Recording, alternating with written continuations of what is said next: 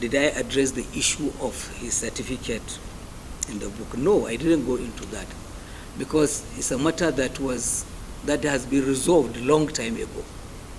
See, it was politics that dictated.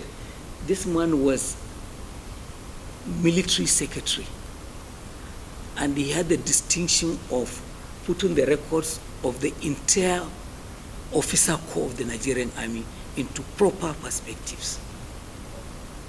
He made sure that the documentation for every officer of the Nigerian Army was in good order. How could he have done that for everyone and failed to do it for himself? The officer from Lokoja Army Records Office, I hope you know what happened to him afterwards. Because the military authorities reviewed his conduct after Buhari became president, after the election was won, and the PDP people who put him forward to go and tell that falsehood. Buhari didn't have Buhari. And you know, in fact, when we produced the results, eventually, and the controversy died. But you know that Government College Katsina was also set on fire. Thank God we had received, otherwise the registry was set on fire and they burnt it. But by that time we had collected Buhari's WAEC. And not only that, we also got from London, because then it was West Africa, it was generated from London. The certificates were coming from London, not even from local offices here. So it's a spent issue. We had, and they punished that officer. And even those who worked with him, and I'm aware that they didn't get away with that because they subjected themselves to use by politicians. Jide, this Ruben has to come back to Villa to show where the spirit is. Because this story has refused to go. With each administration, they say there are spirits there, and then they change people, and they change you. Now what you see, other people don't see. To be honest with you, I have seen no spirits in the villa. We have suffered no spiritual attacks. Yeah, President Buhari fell ill and fully regained his health. Then, at some point, I used to hail his good health as being even better than what he had before he got into the villa. So this parable of the spirit in the villa, I think should go back to Ruben. He needs to unscramble it. Akwanga, this is they used to call it beer parlor talk, but the beer parlor has moved to social media now because the digital space is so full of these things. Do you know that there is a member of the House of Reps now who used to have an office at what do they call this hotel? Near the Defense, across the road. Huh? Opposite Defense Headquarters. No, not Chelsea. Agura, that's the one. He used to have an office in Agura. And his business then was, if you have an issue with the government or with the National Assembly and you want people to demonstrate, in that office they had people who are doing graphic arts for placards and billboard and all of these banners, and they will do uniform for demonstrators, and then they will go to markets around the city. They will go to Karu, they will go to Gwagwalada, and for 3,000 naira, people will line up and fill your buses. That's what they used to do. They will go to National Assembly, they will go and populate crowds and do demo at National Assembly, central area, and all of that. So when you have people, it does because they are Hausa speaking or lowly educated, They mustn't come from Niger. In any case, see, if you go to the border, Buhari's house is about 6 kilometers to the border. In places like that, you will have somebody who is a citizen of Nigeria, his family is in Niger Republic. Or his wife is from Nigeria and the man is in Niger Republic. Because these people are culturally the same. So the fact that they are Nigerians or people are demonstrating and they will keep saying they are from Niger Republic. And how did Buhari win his election? Are they saying also that the PVCs were given to people in Niger Republic? The voters card. It was the most scientific election that we ever had in this country.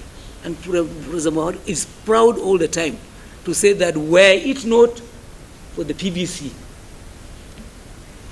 were it not for the scientific nature of that election, it would have been rigged in the same way as previous elections were rigged in this country. And there's a legacy of correct elections that will continue to be in this country, and we hope it will continue to get better. And then you said the president will say he's unaware. If you had cited specific examples, I would have said so. I would have responded to that.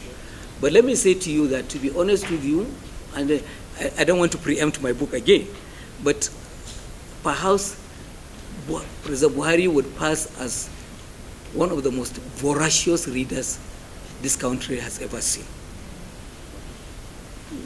And I will say this, because when we started this with him in 2015, after he won the primary, we were going to him carrying newspaper each morning, trying to say, we have come to brief you, these are the headlines, this is what the radio said this morning, and the talk show on TV. By the time we see him, the man is through with all of that. He would have read all of the papers, and for me, throughout those, it was trouble if I don't get his newspaper. There was a day in Katsina, usually in Daura, I will send driver after their morning prayer. 5 a.m. they will drive to Kano, because we don't have a good assemblage of newspapers in Katsina. They will drive to Kano. They will bring newspapers. By 10, he's down for breakfast. The first call we'll get is, where are the papers? If the driver is not back by 10. The day we were living in Katsina, the driver, we had a departure 10:30 from the airport in Katsina. Driver hadn't come back from Kano to deliver paper in Katsina. That plane, the plane was delayed until the newspapers were brought. So let me not. I'm saying too much. Thank you. So lucky. This. Did you lose anything? What did I? Did you lose anything in the villa? In the villa. Body-wise. Let me tell you, I went. I had never missed a day from work throughout our years in the villa, arising from illness or whatever. But for Corona, it was only when I had Corona that I didn't go to office. I was fit, I was healthy throughout, and nothing, absolutely nothing of spiritual attacks. You're so interested in the body. So you find it in your book. And then the last question the subsidy issue. Let me say, I still stand by what I said some time back. It's not as if Buhari was burying a bomb under the bed when he was leaving. By subsidy issue had been planned for. If you read the 2023 budget, it was to be funded up to June. Who approves the budget? It is the National Assembly. The National Assembly has a representative from your constituency, from my constituency, from all over Nigeria. They are people who love the country, who love their constituents. They approve the budget, and the budget says subsidy ends by June. And as we said, we knew, of course, and let me say this, you know that at some point, actually, Buhari Buhari administration in 2016 balanced up all the subsidy issues with the Kachuku as Minister of Petroleum Resources. We had reached that level point where petrol was being sold as it was being brought into the country, and there was no subsidy. But then COVID came, and it changed so many things. So we built up to the election, and you just had to plan that you must win the election. For God's sake, Tinubu is an APC president. APC is our party. And Buhari is an APC man. So he could not have planned to undermine his successor from the same political party. If this was a PDP president, this may have been suggested, although Buhari does not have wickedness running in his face. So the subsidy has come, and it is not as if we had, as I said, planned ill will for the president. The president actually didn't even wait for June. He was determined to go ahead from day one. And he did it. And we're learning to live with it. So thank you for listening. The last question I'd like to answer. Oh, okay. Let me say this. There are matters of personal style. You know, and I read an essay published sometime by not Financial Times, Business Day, by one brilliant writer. This the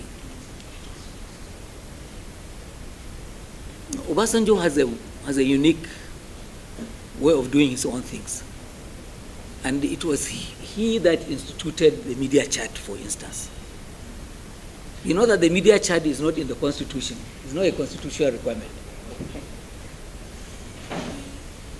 But for Mr. Obasanjo, it was perfect for his style, his own theater and manner of doing things. And you know, Yar'Adua came and he did a media chat. That began he began the downfall from that media chat, because then Nigerians saw that no, this cannot be our president, given his condition of health. And Mr. Jonathan didn't do much of that as well. Yes, he did a few, but so it's a matter of personal style. President Buhari was not a showman. As I said from the beginning he wasn't just a president who just cut the ribbon and took pictures. He wasn't like that. He wanted his work to impact on people. When the Igbo man who wants to go home for Christmas will not spend 3 days before he crosses Odisha Bridge. Thank you very much.